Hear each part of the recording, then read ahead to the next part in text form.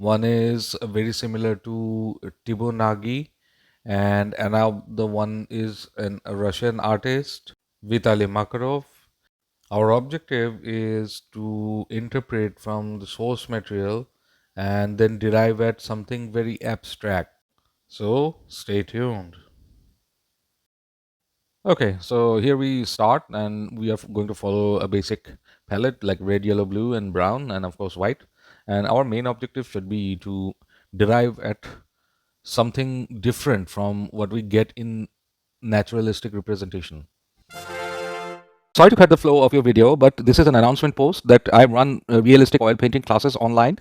So if you wish to learn how to paint high realism without paying too much, then you can contact me on Instagram. So let's continue with the video. Apart from seeing something, a scene or a figure or a still life in a certain way, here the value or importance of the technique becomes foremost rather than the subject itself, because subject becomes very abstract. You can see I'm using a very diluted paint, and I am in the first one I'm trying to paint in the manner of Tibu Nagi. And don't pay attention to the redness of the photograph. In the original it wasn't that red, but here I could manage to reduce that redness. So uh, I'm following the basic orange, blue, stuff like that, so there is no problem. And here we are not for color accuracy, but rather arrive at a different thing which is not related to realism but might look like one. And it can also be more abstract and moving towards modern art. And it is modern art because impressionism itself was the starting point of modern art. And here I'm trying to arrive at a very different approach, similar to the Russian artist. And here the things will be much more broader, the contrast will be lesser, the color differentiation will be the foremost. And I haven't practiced this style in maybe 10 years. It was a decision that I took to go to full realism rather than going for something very impressionistic, or even denying the realism and moving to very abstract kind of a representation.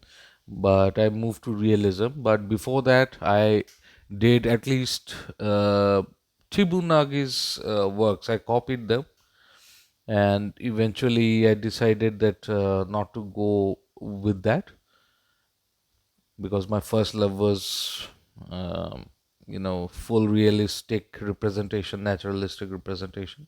But here I'm focusing on this particular style which I am not too familiar with. Here you can see I'm putting down broad strokes, and we will be doing this section of the painting as well later on. But first we need to focus on the Tibu Nagi way of doing it. But there are many more ways. It's very individualistic. So it's important that you find your own style rather than copying somebody else's, because it'll become like a copy thing. So you can see now I'm following the Tibu Nagi style of painting.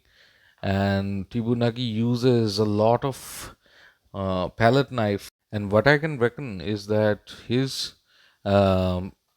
transparent darks are kept intact as much as possible, because it is following a very similar to impressionistic way or the regular way of watercoloring.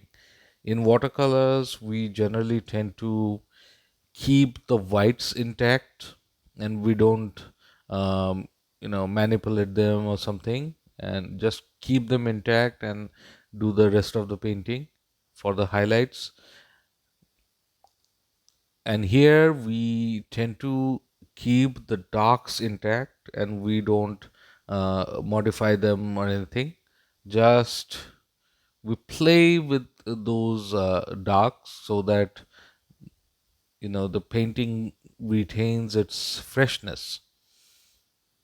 So here you can see I'm also playing with a lot of white paint and trying to create, um some tonal variation. But here, even if you don't wish to do that, it's okay. You need to arrive at something that is very moving and appealing to our senses, rather than defining what shape it is, how the colors were done accurately. It's not like that. Trying to create a different sort of impressionistic approach where it becomes more visually appealing, and the value contrasts and the subject matter itself, all of these create a very powerful and emotional impact. Now you can see that I'm playing with all the palette knife strokes, etc. But here I'm trying to create more blocky marks, as this is the trademark of Tibu Nagi. But I am also, will be very careful not to, you know, play with the darks as well. I will try to keep the depth intact, but it is very difficult, doing it after 10 years of not doing it. So, it'll take some time to reach that sort of a level. But I have done it, and I am aware of what has been done by this artist, which I greatly admire. Here, the main subject matter is not the most important thing, but rather the mood of the painting. So, here it is. You can see that I'm using a lot of palette knife and also creating the tonal variations.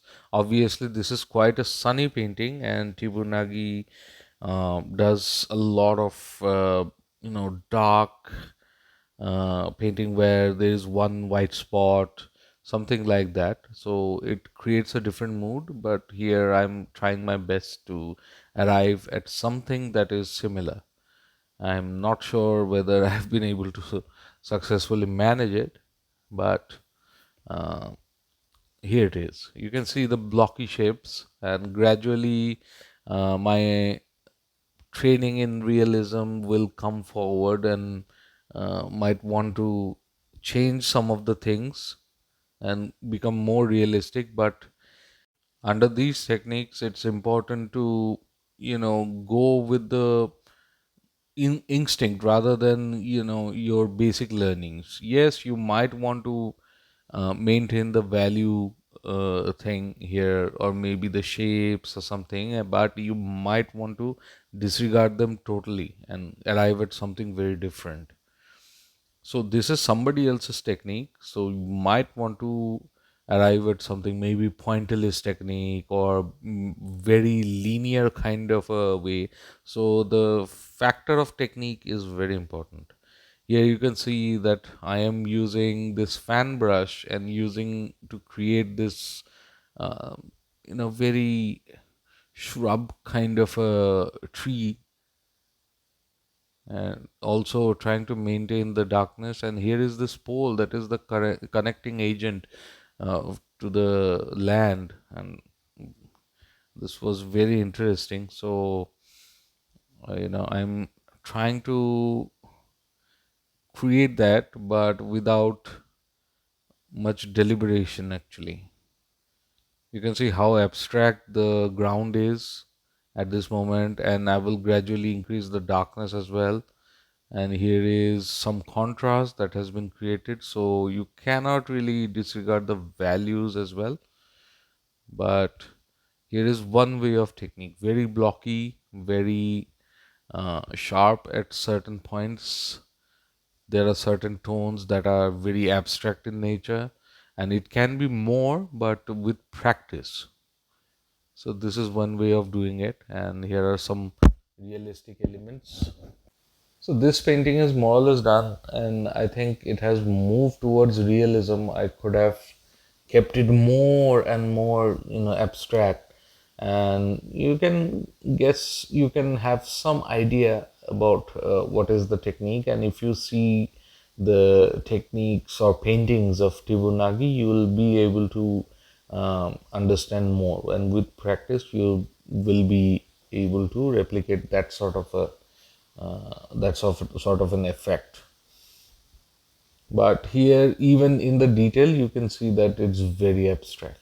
Now we shall move to the next painting, which is completely different. And here the contrast shouldn't be the biggest things, although the trees will have more contrast. But you can see the blocky, big brush shapes are coming into play. So I'm using big brushes to create that effect, and there will be a lot of atmospheric colors like violets and pinks. Although Makarov's techniques can be understood as very modern, but unfortunately I have seen 19th century paintings that are done in exactly the same way, and unfortunately I don't have those books. But I've seen this technique and all exactly the same, the atmospheric colors used in violets and stuff like that. So I think he has learnt it from the past masters and eventually used it to his way of expressing. And obviously we are not trying to replicate the nature here, it's what we want to do. Big blocky shapes are the key here. So you cannot have very small brushes for this technique. Palette knife is not important here. You will use the blocky shapes. You can see how much blocky shapes I am using, although I haven't painted in this style, but I have my own abstract, slightly more abstract way of painting in front of nature when I'm painting plein air, because everything has to be done at a great speed.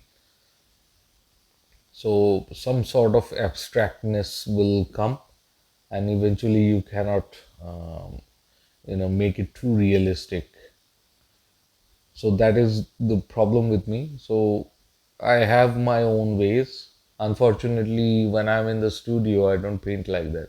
So when you wish to paint in a very abstract way, then it's your choice that that is the way you want to paint, rather than it's a byproduct of lack of time or something like that. You can see I could have gone a very different way, but since I'm mostly interested in realism, the tree is appearing realistic, slightly realistic, but it could have been handled very differently. So you can see another pole has been uh, erected into the scene. Now this is very interesting.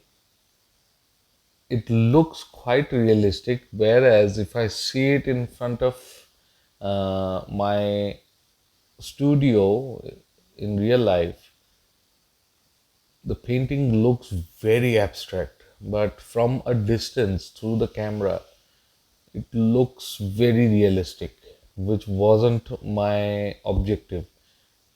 But here you can see I'm using very blocky shapes, but it's falling back onto my own technique, my own understanding of painting. Somebody else might do it absolutely different. So here are the two approaches, and if you like this demo, then please do click the like button and also subscribe, and remember to click the bell icon so that you get notified when a new video has been uploaded. And also check out my other videos. There are loads and loads of stuff that I've discussed in the past, and also you can visit my website to look at my own paintings. And if you wish to buy one of my paintings, then you can obviously contact me through the contact page. So thank you very much for your time. Take care.